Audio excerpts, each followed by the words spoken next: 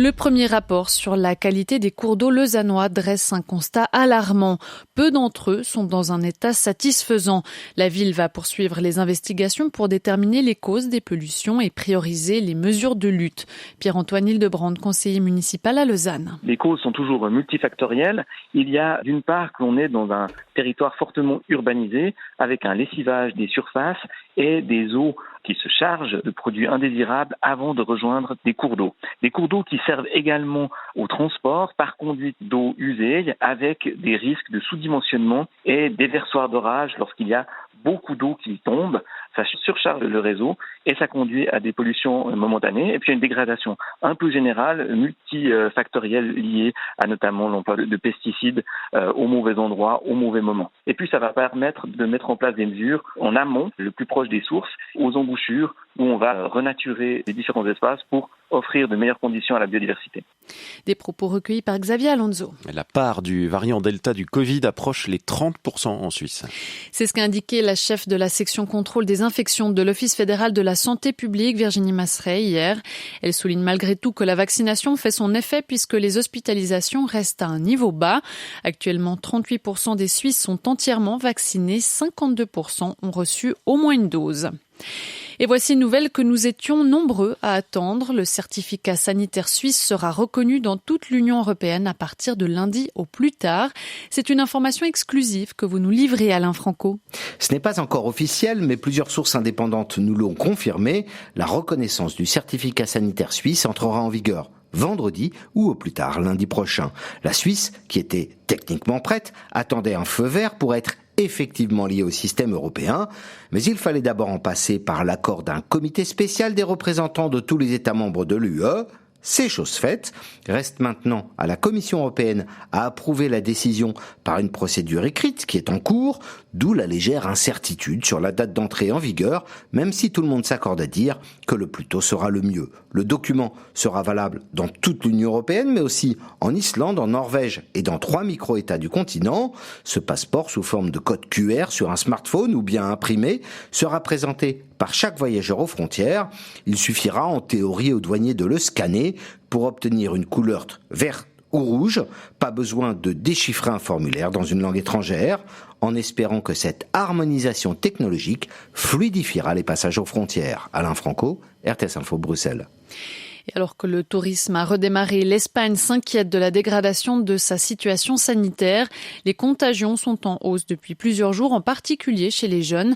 Certaines régions comme la Catalogne reviennent aux mesures de restriction. Valérie Demont. La fête aura été de courte durée. À peine 3 semaines après leur réouverture, les discothèques et autres lieux de divertissement nocturne en espace clos vont devoir refermer leurs portes dès vendredi en Catalogne. Et il faudra présenter un test antigénique ou PCR négatif ou être vacciné pour participer à des événements en plein air réunissant plus de 500 personnes. Les autorités ont décidé de donner un coup de frein face à l'augmentation exponentielle des cas de contamination parmi les moins de 30 ans, toujours non vaccinés. La stratégie espagnole a privilégié les plus âgés et les plus fragiles. Du coup, la plupart des régions n'ont pas encore abordé la vaccination des moins de 30 ans. Plusieurs régions commencent à revenir aux mesures restrictives, voire à réclamer le retour du couvre-feu. L'inquiétude grandit, les hospitalisations augmentent légèrement, mais à un rythme inférieur à celui des contaminations. En pleine période estivale, l'Espagne se serait bien passée de ce coup de frein. Valérie Demont, RTS Info Madrid.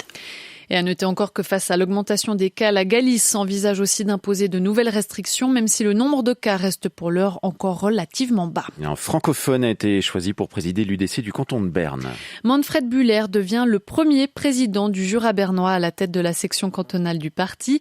Maire de Cortébert et ancien conseiller national, il a obtenu hier soir la majorité absolue au premier tour de l'élection. Célia Berthollet. Un score sans appel, la surprise dans les rangs des délégués du Jura bernois. C'est extraordinaire, a déclaré Patrick Tobler, le président de la section régionale de l'UDC.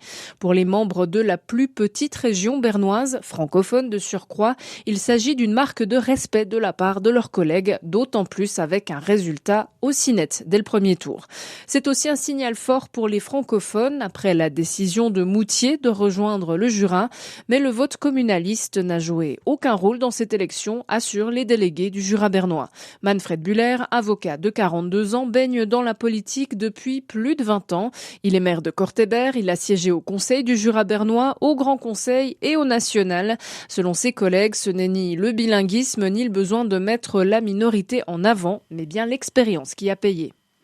Et c'est une première aussi, mais au Canada, une femme autochtone devient gouverneure du pays. Une nomination qui intervient alors que la découverte de tombes anonymes d'enfants à proximité d'anciens pensionnats autochtones a douloureusement rappelé au Canada les pages sombres de son histoire. Londres projette de restreindre drastiquement l'arrivée de migrants illégaux. Le gouvernement de Boris Johnson a publié hier son projet de loi de réforme du système d'asile. Celui-ci prévoit de décourager ceux qui traversent la Manche sur des bateaux de fortune. Ils sont près de 6 000 depuis le début de l'année. Un chiffre en augmentation, même si le nombre total de demandes d'asile est en baisse outre-Manche. À Londres, Catherine Illich. Partant du constat que le système d'asile actuel est brisé, la ministre de l'Intérieur Priti Patel veut durcir les règles en introduisant 2 classes de réfugiés, ceux qui entrent par des routes légales et les autres qui utilisent les filières de passeurs. Tandis que le premier groupe aura accès à des aides sociales et au regroupement familial, le deuxième sera privé de ses soutiens et risquera l'emprisonnement. Toujours selon le projet de loi, les demandes de candidats transitant par des pays dits sûrs, tels que la France, seront jugées invalides et déboucheront sur des expulsions. Des centres offshore pourront par ailleurs être créés pour traiter les dossiers. Une série de propositions dénoncées par l'Agence des Nations Unies pour les réfugiés. Matthew Saltmarsh, son porte-parole. Le Royaume-Uni n'a pas connu un afflux massif de réfugiés. Les chiffres sont même peu élevés en comparaison de ses voisins européens et ils ont diminué. Bien sûr, nous pensons aussi qu'il faut lutter contre le trafic de migrants, mais nous n'estimons pas que l'externalisation des demandes d'asile soit la bonne réponse. Le droit à l'asile est universel et ne dépend pas du mode d'arrivée d'un réfugié.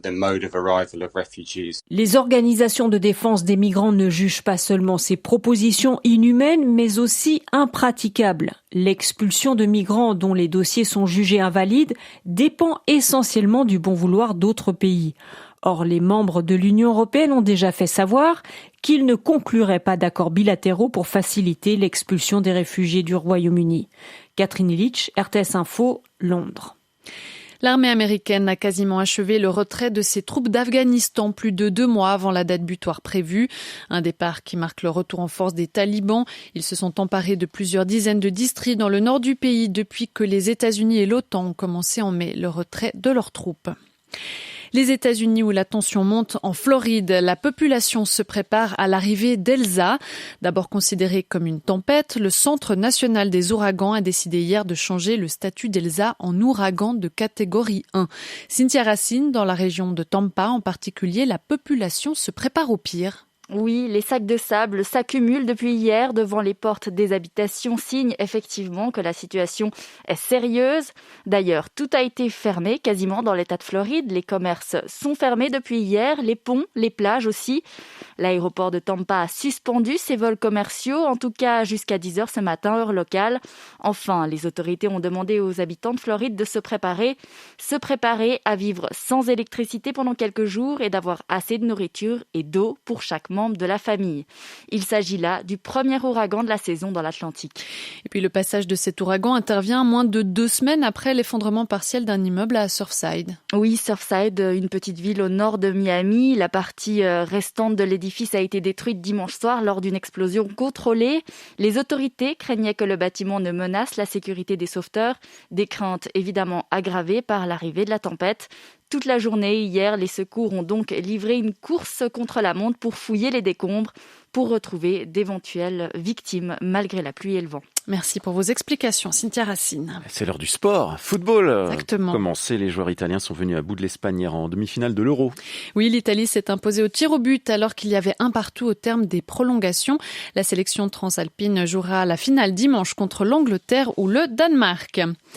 Et en tennis, alors que Victoria Golubic a vu ses espoirs s'envoler hier en quart de finale face à la Tchèque Karolina Pliskova, Roger Federer, lui, a encore un espoir.